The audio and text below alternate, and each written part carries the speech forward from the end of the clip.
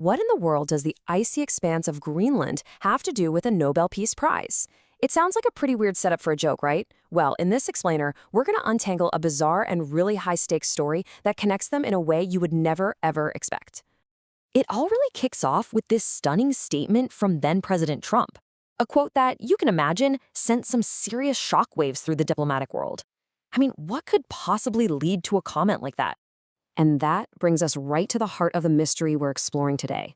We're going to connect the dots between an award ceremony in Norway and a major diplomatic standoff in the North Atlantic. It is quite a story. Okay, so let's back up a little.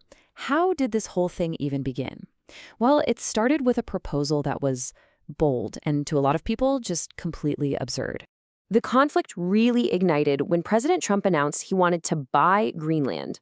And no, this wasn't just some casual, off-the-cuff remark.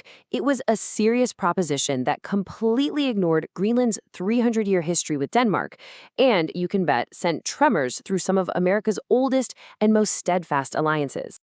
So what was driving this intense push? Well, the answer, which came out in a private text message exchange, was something absolutely no one saw coming. With the whole situation escalating, Norway's prime minister sent a direct text to President Trump, basically pleading with him to just pull back and de-escalate. The response he got back wasn't just unexpected, it was astonishing. So, the text says, in part, considering your country decided not to give me the Nobel Peace Prize, I no longer feel an obligation to think purely of peace, but can now think about what is good and proper for the United States of America. I mean, there it is. The connection was made totally explicit. Later on, the Norwegian prime minister explained the situation to reporters. He noted the president's, preoccupation with the prize, and said he tried to clarify multiple times that the award is given by an independent committee, not by the Norwegian government itself.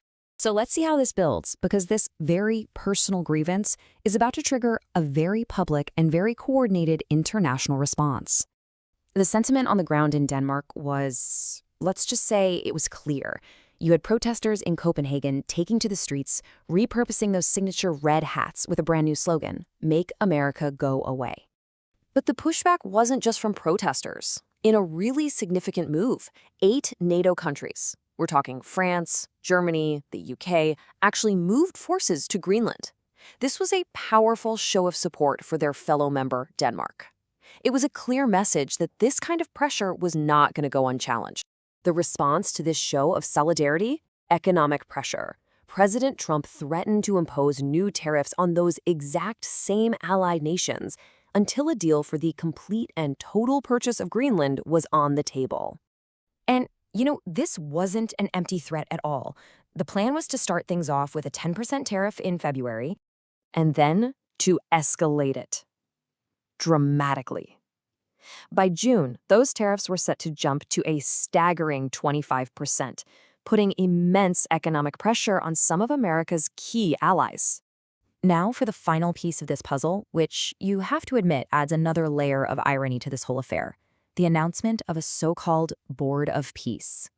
So even as the administration was threatening a trade war with its closest partners over Greenland, this new Board of Peace was getting ready to be unveiled at the World Economic Forum. Officially, its goal was to help rebuild Gaza, but insiders were reporting that its true ambitions were actually far more extensive. And in a final twist, just to highlight the really complex geopolitics at play here, one of the leaders who was reportedly invited to join this Board of Peace was none other than Russian President Vladimir Putin. So, what's the big takeaway from all this? It's really a case study in how personal feelings and perceived slights can just escalate into major international incidents threatening alliances and economies.